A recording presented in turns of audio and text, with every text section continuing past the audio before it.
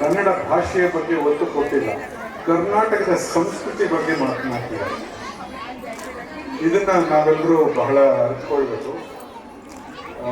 I must also go bilingual in my speech because I know many of you are from non-speaking places, non-Kannada-speaking states.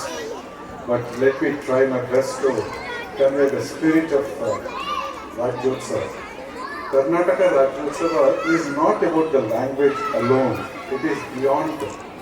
It is even beyond the people of Karnataka. It is beyond the land of Karnataka, its culture, its history, its geography, its geology, its socio-political nature. It's all beyond all that. This land we are celebrating in its entirety and totality. That is what Karnataka is all about. It is not only about the language. That we'll have to realize. All the three songs sung by our young girls, they never say anything about Kannada in particular. They talk Karnataka in its grandeur, in its totality. This is the spirit of the three poems which they sung. So having said that, let me say, why is Karnataka great? All of us ask, all of us quite often say that Karnataka, Tamil Nadu is great. For each of us, our state is great. In my case, Karnataka is great. The poet laureate or the foremost literary giant of our generation, Dr. Kuvempu says, Bharata Jananiya Tanujate. That means victory to Mother Karnataka. She is the daughter of Bharata Mata. There is no separate identity from India. This is what the song is all about. It says, she is the daughter of Bharata Mata. Karnataka is the daughter of Bharata Mata. Like Tamil Nadu is the daughter of Bharata Mata.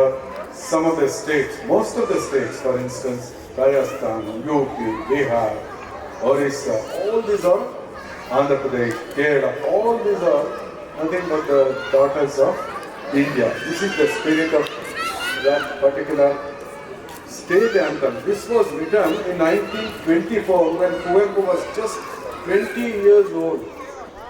He wrote this poem when he was just 24. Just imagine what kind of a visionary he was.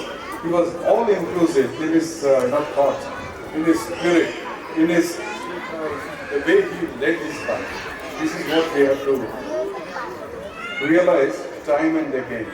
And again coming to the old question, quite often asked question, why is Karnataka great? Why is it great? As I said, it is not because of the land, it is not because of the people, it is not because of the geography, geology. It is beyond all that. It is great because this cultural finesse of Belur and Halebeedu.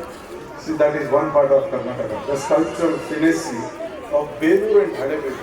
Usiri ಕೆಲಸ ಅಲ್ಲಿ ಮಾಡಿರೋ ತರದ್ದು ಬೇರೆ ಎಲ್ಲೂ ನೋಡಕ್ಕಾಗೋದಿಲ್ಲ. That represents one facet of Karnataka. Then we also have the gigantic conceptions of Sir M. Visvesvaraya. All of you might have heard Bharat Ratna Sir M. Visvesvaraya. He represents Karnataka in some way or the other. Then we have Nalvadi Krishnaraja Wadiyar, whom Mahatma Gandhi is called Rajarshi. That is the sage ruler, sage among rulers, Rajarshi. Because he was wise, he was spiritual, he was foresighted. In those years, in the 40s, 50s, 30s, they lived for themselves, whereas Krishnaraja Wadiyar, he lived for the people of Karnataka, he lived for the land of Karnataka. That is the reason why Karnataka has advanced so much as compared to all other states. And is it because of him? No, it is not because of Tattva, that is universal manhood. That is the kind of thought which he professed in 1930s. Just imagine, when he was around 25 or 30. Is that because of Karnataka? Is great? No, it is beyond that.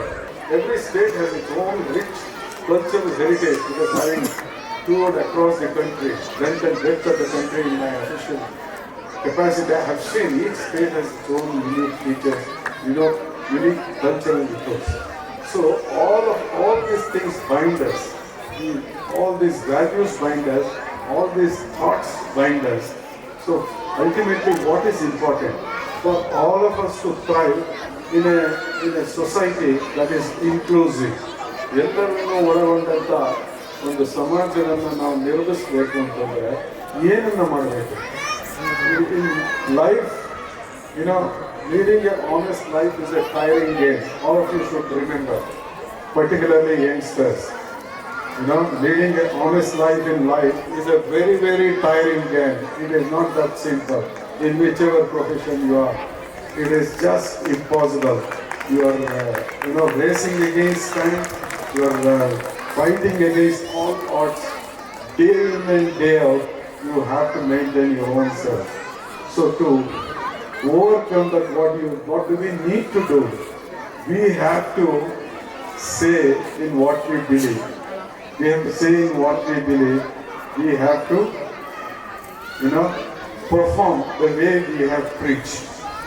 There should not be much difference between what we preach and what we practice.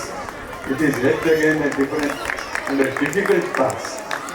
So my dear friends, on this occasion what I would like to convey is, let us all strive hard to bring some semblance of peace. So I have to take leave of you. Kindly excuse me. I'll find another opportunity to meet you and spend some time with you. Thank you.